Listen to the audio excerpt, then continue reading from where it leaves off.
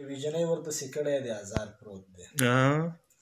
یوې جنۍ ورپسې کړی دی ازار پروت دی او اهل طب ډېرو درملو کې بیمار پروت دی. یو نازولي ته د ژوند هر سهولت موجود یو نازولي ته د ژوند هر سهولت موجود یو نازولی سره غرمه په لویه لار پروت دی.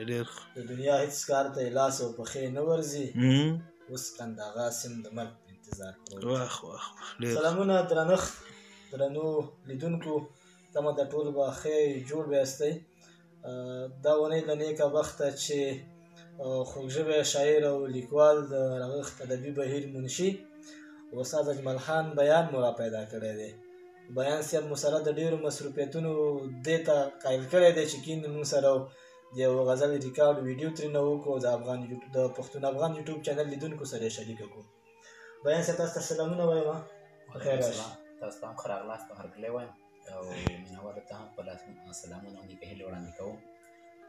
بس وایي تور دوتان او د تاسې قربان دلته یو څو مات بیتونه دي او دا ستاسو او د اورېدونکو په خدمت کې دي چې تر څو چې وي دولت کې سرپرسته رئیسان، تر څو چې وي دولت کې سرپرسته رئیسان ملا که خیر ور ورسئ ولسته رئیسان همداسې به د خپل جیب ډکولو باندې بوخت وي. همداسې به د خپل جیب ډکولو باندې بوخت وي، همداسې به غلا کوي د ملت مرسته رئیسان.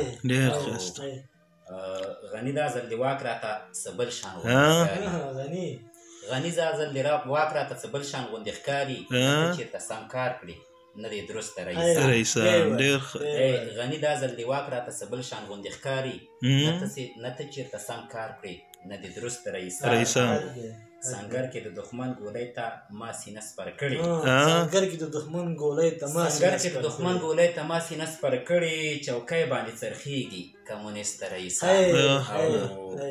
زمونږ په څېره کې د غربت نښې ښکارېږي، زمونږ په څېره کې د غربت نښې ښکارېږي او پر حق ملامزې کوي تندرسته رئیسان. او وروستی مقطع ده چې نن یو بیت دی چې زما که منې دا ځل د ولس زړونه راخپل کړه، زما که منې دا ځل د ولس زړونه راخپل کړه، مخې ټول ور واچوه مابسته رئیسان. زما که منې دا ځل د ولس زړونه راخپل کړه، د مخې ټول ور واچوه محبسته رئیسان. او مقطع ده چې لږ پام کوه بیانه چې یاران دې خفه نه شي، لږ پام کوه بیانه چې یاران دې خفه نه شي، بیا نه به کوي کار درته لکسته رئیسان.